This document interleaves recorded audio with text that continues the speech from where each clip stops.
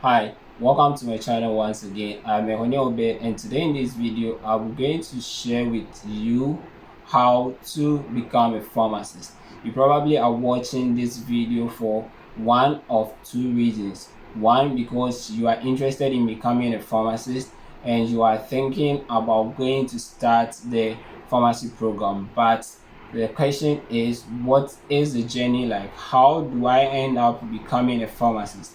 Then two is that you probably have already started a pharmacy program, but you are still worried about the journey, or you want to know more about the journey. What does it take for you from where you are now to get to the point where you are a fully registered pharmacist? Stay tuned to the end of this video because that is exactly what I'm going to tell you about.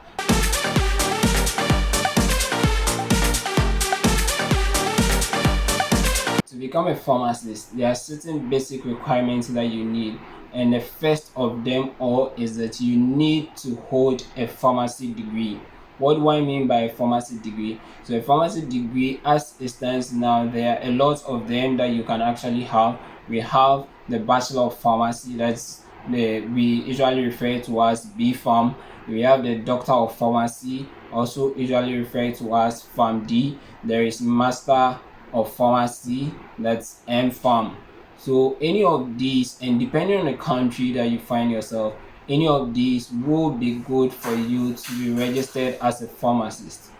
Also, one other thing that you have to take note of is where you are coming from. So the country where you want to practice in eventually has what we call the minimum accepted pharmacy program.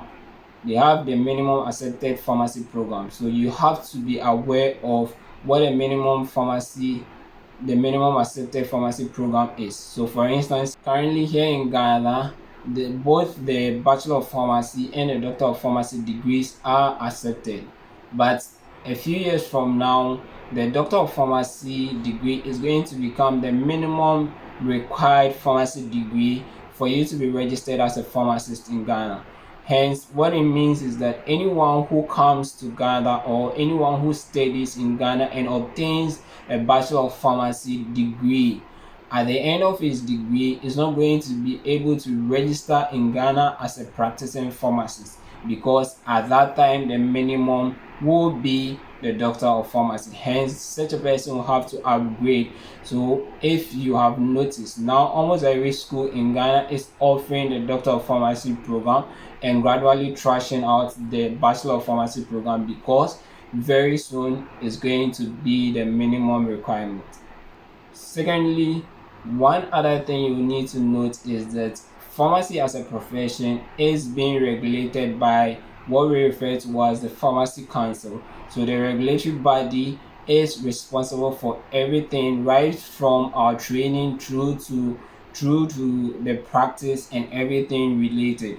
So once you are done with school, after you have completed your pharmacy degree, whichever one it is, whether Bachelor of Pharmacy, Doctor of Pharmacy, Masters of Pharmacy, and no matter the number of years that you spent to get that particular degree, once you're done, you have to sit for the professional qualifying examination, which is organized by the Pharmacy Council.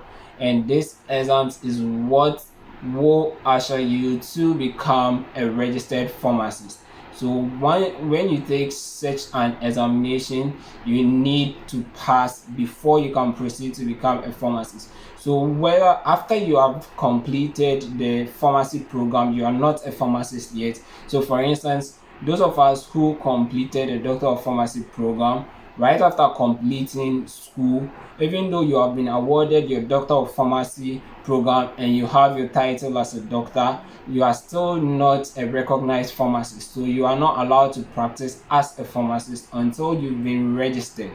So that is when the Pharmacy Council comes in and the professional qualifying examination comes in. You have to sit for that board exams, and after you have successfully passed that exams, then you would be given a license. But the third thing is that you need to pay all the required fees. So it doesn't just take you writing the exams, After writing the exams, there are certain fees that you need to pay, and one of them is the license fee. So you will pay for the license and you'll be given the license. Once you have the license, that is when you can go and practice as a pharmacist. But one other thing that is worth noting is that right after completing school, the very first license that you get is what we refer to as a provisional license. So that one is to allow you to that's basically for those who are completing with the Doctor of Pharmacy as it stands now here in Ghana. So you are going to get the provisional license that you are going to work with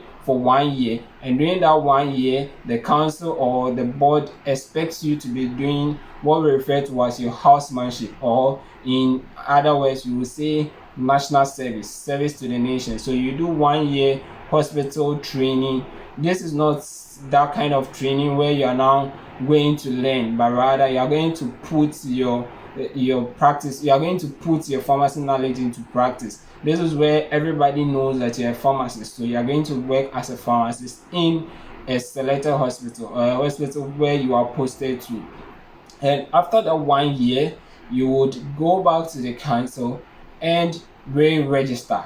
So you apply to register for the permanent license. So it is a permanent license that would give you the authority to do whatever you want to do with your license. By whatever you want to do with your license, I mean that is when you have the chance to go and superintend any pharmacy. That is, you use your own license to open your own pharmacy, or just to use your license to help somebody, or you are going to use your license for someone else to use to open his or her pharmacy, and at the end of the day you are going to be paid for it. So basically these are the 3 steps that you are going to take in order to become a pharmacist almost everywhere in the world, but specifically here in Ghana. So quickly, a recap of it: 1, you need a pharmacy degree.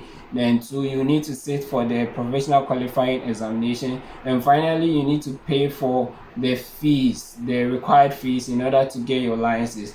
Note that the first license that you're going to get is just a provisional license, and you need to work with it for 1 year without being able to build your own pharmacy or to pretend for another pharmacy, meaning you don't have the chance to use your license to for someone else to open and pay you, open a pharmacy with your license and pay you.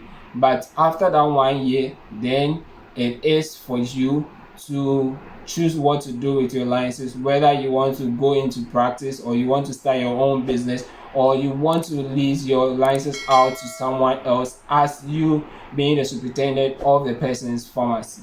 All right, I hope you got value from this video. If you really enjoyed it, give the video a thumbs up, and also share it with your colleagues and let them learn about this journey of becoming a pharmacist. Thank you, and I'll see you in the next video. Bye.